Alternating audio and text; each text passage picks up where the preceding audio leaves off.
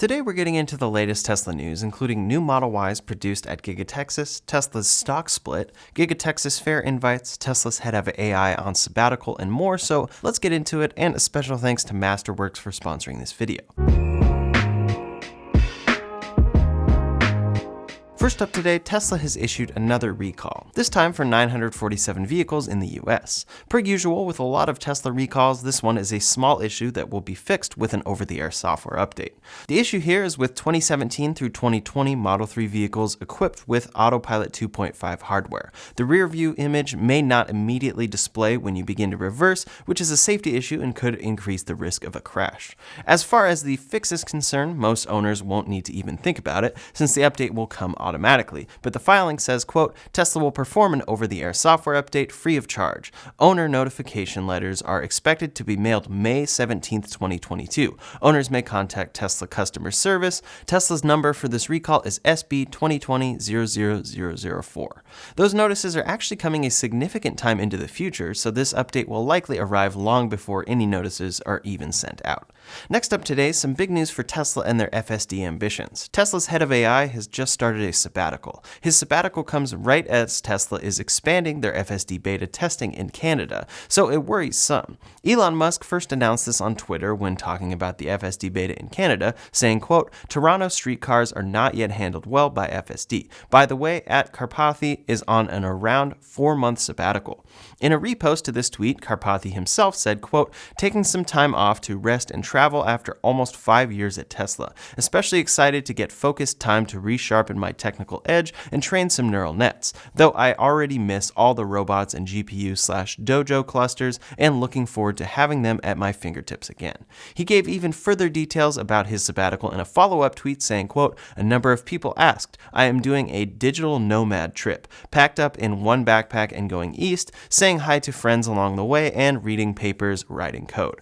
Currently in UK, continuing to Europe, Asia, and wrapping around back to Bay Area. Based on Karpathy's wording and subsequent tweets about Tesla's advantage in the full self-driving space, it seems very likely that this is truly a sabbatical that he will return from, but in the past, some Tesla executives have left after similar breaks. In 2018, Doug Field took a leave of absence and was said not to have left Tesla. Later, it was revealed that he would not be returning, and actually left for Apple and later Ford. This worries some Tesla investors, fans, and enthusiasts alike, as Karpathy has been an integral part of the FSD program, but it doesn't have the look of him actually leaving Tesla. It doesn't help out with Elon's latest timelines of achieving FSD safer than a human by the end of this year, again, but I wouldn't be surprised if we don't see much of an impact there. Speaking of FSD and the FSD package Tesla sells, that package now goes for $12,000. For a short period of time, if you were ordering a Tesla online, the way to get your Tesla the quickest was actually to add this expensive package. I reported on this a few times, and you could directly see your delivery date jump months ahead if you added this FSD package to your order. This was Tesla incentivizing customers and prioritizing their highest margin orders. However, shortly after Tesla made this change, they reversed it. Now, if you configure a Tesla on their website and add the $12,000 FSD package, that delivery date stays the same. Overall, the original move took a lot of criticism from customers because we've seen more and more delivery dates getting pushed back. This made many wonder if the FSD change was the cause, since customers with extra money could simply add this package and get their car before someone who ordered a few months ago. I'm personally glad to see them reverse this, especially since the FSD package is such a specific add-on, which at its current price only truly is appealing to those wanting to invest in Tesla's achievement of full autonomy whenever that may come. Next up today, Tesla has had to shut down what is now their most productive factory for around 4 days. Due to a surge of cases in Shanghai, quote, US automaker Tesla is suspending production at its Shanghai factory for 4 days after the financial hub said on Sunday it would lock down in 2 stages to carry out mass testing. As noted by Electrek, at the end of each quarter, this is where Tesla specifically produces cars for local deliveries. So while 4 days isn't a long time, it could result in thousands of delayed deliveries in China. It's just another in a long string of setbacks that Tesla has continuously navigated in recent months. Over at Giga Texas, we've seen Model Y production pumping quicker and quicker. Tesla has already produced a significant amount of blue and black Model Ys, as well as a few white ones, and drone shots have shown them all parked outside. The most recent recent addition to these Model Ys comes with the first red Model Y spotted at Giga Texas. Drone photos show this Model Y exiting the factory, and it marks what appears to be the first Model Y built in red there. The last remaining color, from what we can tell, is the Midnight Silver Metallic, and these could be some of the last steps in trial production for Tesla as they begin production soon.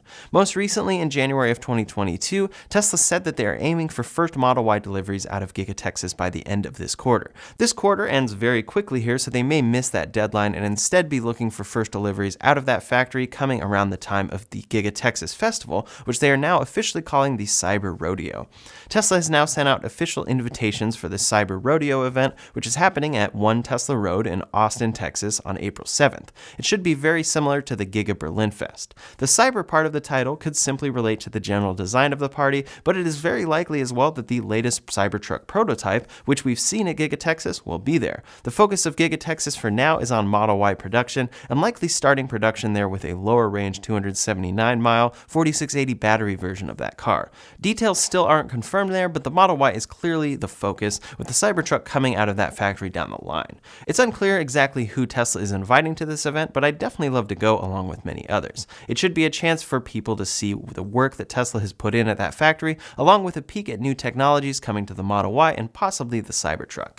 Another thing that we're seeing Tesla implement over at Giga Texas is a large Megapack project. Tesla's Megapack is a large battery storage system that helps to stabilize the grid and provide reliable power wherever it is installed. In this particular case, it should go along with Tesla's planned giant solar system at Giga Texas and help to smooth out the notoriously unreliable grid where the factory is located. Solar installation is already underway at that factory, and drone shots have shown that it may be spelling out Tesla from the sky. A new filing from the city of Austin shows that Tesla applied for, quote, Giga Texas LCRA Permanent Switchyard and BESS. BESS stands for Battery Energy Storage System. There aren't specifics listed yet about capacity, but reportedly the building area covers around 53 acres. In January of this year, Tesla unveiled their Megapack project in Texas that would help with residential energy storage. It's incredibly large, but this new project is expected to be even larger. It should be focused on Tesla's factory, but also could contribute to Tesla's plans to be an official electricity retailer in Texas. Before we go any further, I'd like to thank today's sponsor, Masterworks, and I'm going to guide you through to show you how easy it is to get set up with Masterworks. Masterworks.io is a company that gives everyone access to top-tier blue-chip investments. So now you don't need millions to invest in the very same types of paintings as Jeff Bezos and Bill Gates. We're just going to navigate here to masterworks.art/Ryan Shaw and go to that link.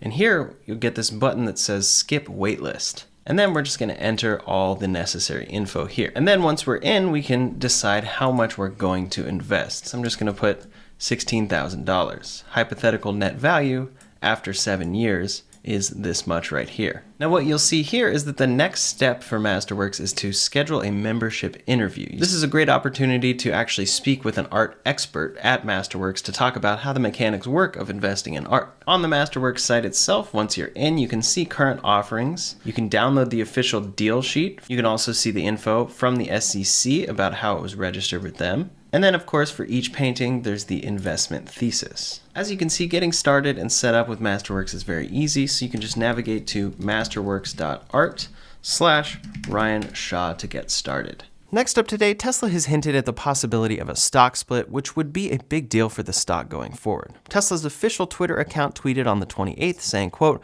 Tesla will ask shareholders to vote at this year's annual meeting to authorize additional shares in order to enable a stock split. Back in August of 2020, Tesla announced a 5-to-1 stock split. Tesla was around $1,300 a share then, but then the stock split announcement sent the stock price up to a new record. The stock has been through a lot, but is now at around $1,000 again after that split. In Tesla's official SEC filing for another stock split, they said, on March 28, 2022, Tesla Inc. announced its plan to request stockholder approval at the 2022 annual meeting of stockholders for an increase in the number of authorized shares of common stock through an amendment to the company's amended and restated certificate of incorporation in order to enable a stock split of the company's common stock in the form of a stock dividend.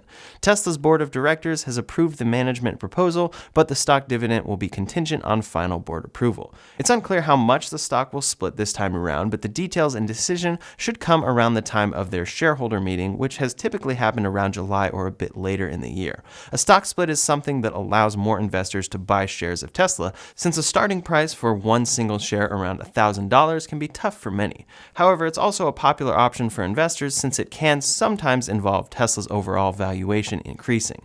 There's a lot going for Tesla in the future with the popularity of their cars growing each day, but anything can happen in this realm. In any case, that stock split seems likely to pass, and we'll hear all details as we approach the yearly shareholder meeting.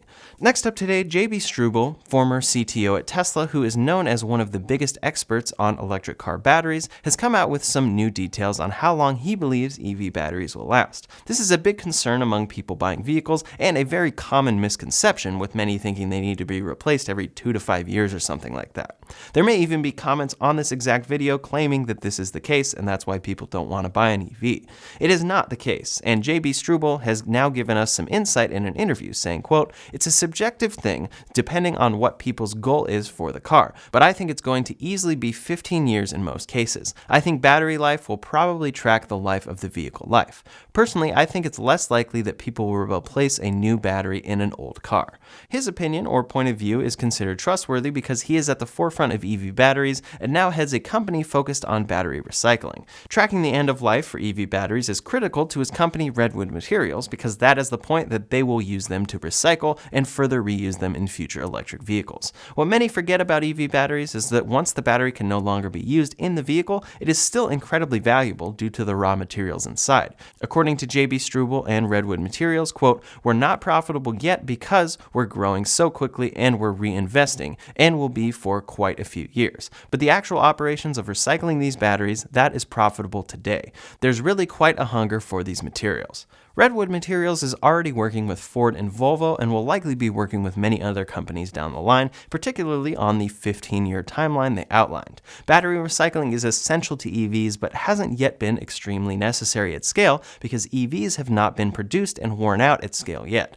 For some, 15 years may sound short, while it may sound very long for others. What are your thoughts, though? Does a battery's usability lasting 15 years sound good to you? Leave a comment below and let me know your thoughts. Next up today, some big news for Tesla and automakers alike that should help push many more companies to truly make EVs. NHTSA, or quote, the U.S. National Highway Traffic Safety Administration, reinstated a sharp increase in penalties for automakers whose vehicles do not meet fuel efficiency requirement for model years 2019 and beyond. NHTSA said that this decision, quote, increases the accountability of manufacturers for violating the nation's fuel economy standards. This regulation was originally in place and would have happened for the 2019 model year, but was delayed. This new ruling takes place 60 days after it was published and, quote, for the 2019 to 2021 model years, the fine is $14, up from $5.50 for every 0.1 mile per gallon new vehicles fall short of required fuel economy standards, multiplied by the number of non-complying vehicles sold. For the 2022 model year, that rises to $15. Estimates are all over the place, but many expected that when it passed in 2016, it would cost the industry around $1 billion annually. Automakers that achieve higher fuel economy than is required can sell credits to automakers who don't meet these rules, and that's where Tesla comes into play. Tesla can sell credits to other automakers, and this is something that they have been already doing for a while now, as one of the only companies actually exceeding these fuel economy standards. In the short term, this could mean that more credits are sold by Tesla and more penalties are paid by other automakers, but long term it should have the effect of improving fuel efficiency and leading to electric cars, which are the most efficient cars you can buy. Last up today, a couple updates about other EV manufacturers. GM has been spotted benchmarking multiple Tesla vehicles. First, they were spotted with a Tesla Model 3 that has GM manufacturer plates on it using the Smart Summon feature. This looks to be GM testing out Tesla's Smart Summon feature to see how it performs and potentially make their own version of this for their future Ultra Cruise system. Ultra Cruise is an upgraded version of their current Super Cruise system. Then GM was spotted testing out a Plaid Model S. As you know, this is Tesla's quickest vehicle and is the quickest accelerating vehicle in production today, with a 0 to 60 around 2 seconds. This is something we're going to see more and more of in the coming years, as manufacturers realize that Tesla is ahead of the game in EVs. The Plaid Model S gets all of those performance specs as well as a range nearing 400 miles EPA, and that's definitely something GM can learn from, as they plan to launch 30 new EVs globally by 2025. That's only 3 years away and seems like a big stretch based on the launches we've seen from GM so far, but I'm rooting for them. For BMW, they are planning to build 5 battery gigafactories worldwide with partners in the next few years. They didn't detail where the new factories will be located, but noted that they have signed agreements with leading battery producers including CATL, Northvolt, and Samsung SDI. BMW actually has a number of EVs available for sale and has ambitious plans for new EVs coming in the next couple of years, so it's great to see them looking forward and securing a battery supply. Of course, this is all a long ways off with just the initial plans for massive gigafactories, but we should get more details on it in the next few years. That's all the latest Tesla news for today, so in the meantime, if you want to see a full buying guide with most recent updated prices on Teslas, you can check out that video linked up here or in the description below. Thanks so much for watching, and I'll see you on the next one.